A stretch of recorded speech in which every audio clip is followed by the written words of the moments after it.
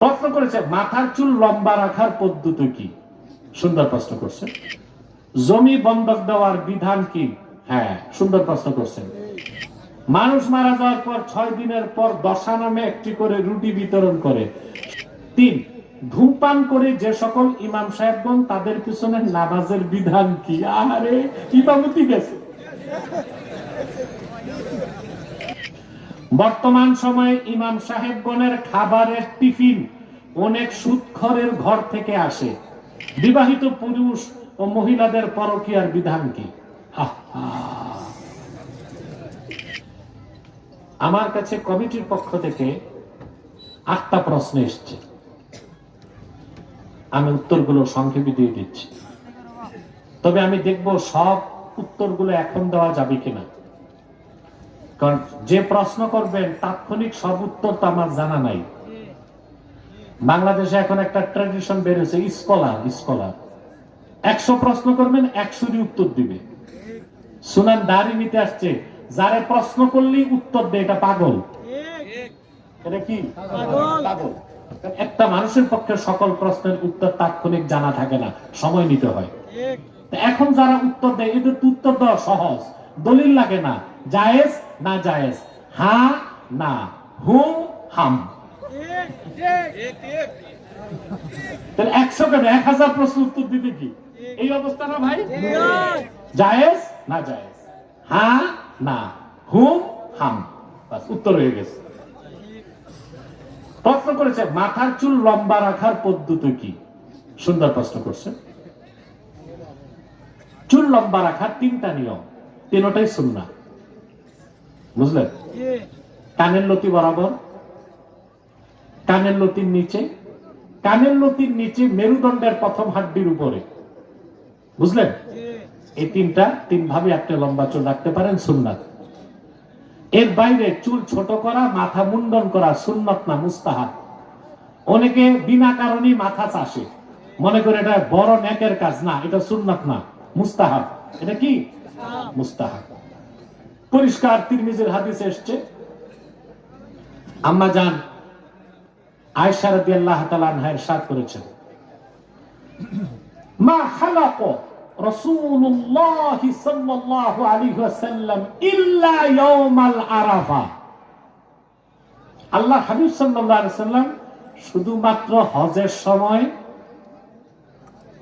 চুল মুবারক মুন্ডন করেছিলেন। তাহলে বোঝা যায় শুধু হজে গেলে বা উমরা করলেই চুল মুন্ডন করা সুন্নাত, এছাড়া চুল মুন্ডন করা সুন্নাত। ছোট রাখাও মুস্তাহাব, চেষে ফেলাও মুস্তাহাব। বুঝেন না? এখন কেউ কেউ বলে হযরত আলী রাদিয়াল্লাহু তাআলা আনহু সব সময় চুল মুন্ডন করে রাখতেন, ওইটা ওনার ব্যক্তিগত আমল ছিল, ওজর ছিল। হযরত আলী বলছেন, কুনতু মাযযা, আমার বেশি গোসলের প্রয়োজন হতো, গোসল সহজে করার স্বার্থে তিনি চুল মুন্ডন করে রাখতেন। পাইছেন উত্তর? জমি বন্ধক দেওয়ার বিধান কি? হ্যাঁ, সুন্দর প্রশ্ন করছেন। এটাকে বলা হয় রেহেন। কি বলা হয়? রেহেন। তো বন্ধকটা আপনারা কিভাবে করেন? আপনারা যেটা করেন এটা সুদী পন্থা, আমি আপনাদেরকে শারঈ পন্থা বলে দিব। যেমন আপনার 50,000 টাকা দরকার, এখন কারো কাছে গেলে ঋণ দেয় না, সুদ সুদ। একজন ভালো মানুষ পাইছেন, উনি বলছে ঠিক আছে 50,000 টাকা যে তোমার দিব বন্ধক, তোমার জমিটা আমার কাছে রাখো। এটি বন্ধক না?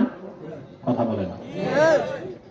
তো 3 বছর পর আপনি টাকা ফেরত নিলেন, জমি তার টাকা তারই দিলেন, আপনার জমি আপনি নিলেন, এতটুক তো জায়েজ। কিন্তু ওই যে 3 বছর আপনি তার জায়গায় চাষাবাদ করে খাইলেন, ওটা সুদ। ওটা কি? এখন করণীয় কি? করণীয় একটাই, আপনি তার সাথে দ্বিতীয় চুক্তিতে আবদ্ধ হবেন। ভাই বন্ধক হিসেবে তো জায়গা রাখছি, ফেলে রেখে লাভ কি? তোমার কিছু ভাড়া বাবদ দিমুনি, আমি একটু চাষবাস করে খাই, তাহলে জায়েজ। 3, ধূমপান করে যে সকল ইমাম সাহেবগণ তাদের পিছনে নামাজের বিধান কি? আরে ইমামতি গেছে। দেখেন, ধূমপান করাটা হারাম, তবে নট মোর হারাম বাট লেস হারাম। কবিরা গুনাহ না, সগীরা গুনাহ। এটা মাকরু তাহরিমা, মাকরু তাহরিমা। একেবারে ওলামায়ে আরাব সবাই একমত, ধূমপান করা কি মাকরুহে তাহরিমা, এটা হারামের কাছাকাছি গুনাহ। অতএব মাকরু তাহরিমাও যদি নিয়মিত কোন ইমাম সাহেব করে, তাহলে তার আদালত নষ্ট হয়ে যাবে। কি নষ্ট হবে? আদালত নষ্ট হয়ে গেলে ওই ইমামের পিছনে নামাজ পড়লে পুরা ইক্তেদার সওয়াব, পুরা নামাজের জামাতের সওয়াব আপনি পাবেন না। হয় ইমাম সাহেবকে বদ অভ্যাস ছাড়তে হবে, নয় আপনাদের ইমাম সাহেব বদলাতে হবে। তবে একটা কথা বলি, রাগ করেন না, সিলেটের আলেমরা আর সিডাঙ্গের আলেমরা মনে করে সিগারেট খাওয়া মুবাহ। এদের পক্ষে কোনো দলিল? আমি একটা দলিল দিয়ে দিব, কথা বলেন। আচ্ছা ভাই, তর্কের খাতিরে মেনে নিলাম সিগারেট খাওয়া হালাল। সব হালাল কি খাওয়া যায়? কথা বলেন। মুখের থুতু কি হালাল না হারাম? হালাল না? আরে মাতো মাতো হালাল। পিরিজে এক ডলা থুতু দিয়ে কেউ বলছে ভাই একটু চাটেন, আপনি চাটবেন? দুদিকে হালাল তো।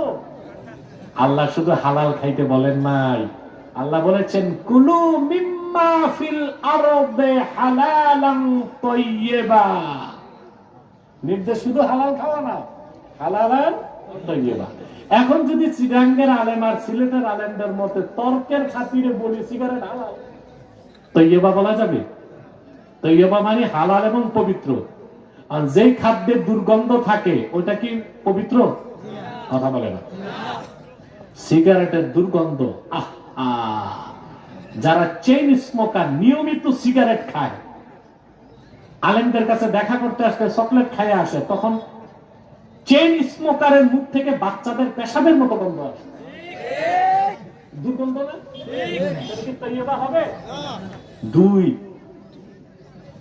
এখানে আছে নিকোটিন। এটা হচ্ছে জেনে বুঝে নিজেকে ধ্বংস করা, এটাও শরীয়তে হারাম, নিষেধ। 3 নাম্বার হচ্ছে তাসাব্বুহ বি আহলি জাহান্নাম, আহলিন নার। জাহান্নামীদের মুখে সবসময় আগুন জ্বলবে, তো সিগারেট খাইলে দূর থেকে দেখা যায় মুখে আগুন, এটা জাহান্নামীদের সাদৃশ্য পাওয়া যায়, ঠিক না? এত তো কারণে ওলামায়ে আরবের মতে সিগারেট খাওয়া হারাম, মাকরু তাহরিমা, খাবেন না, ঠিক আছে? আর এটা আপনাকে ধ্বংস করে দিবে। আলেম ভাইরা কষ্ট পাইলো, আমার করার কিছু নেই।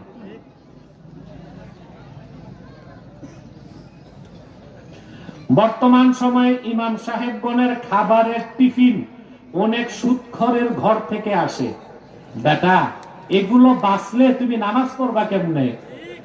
ইমাম সাহেবের বেতন দাও কত তুমি, যে তুমি বাঁচতেছো সুদখোরের বাড়ি খাবে কিনা?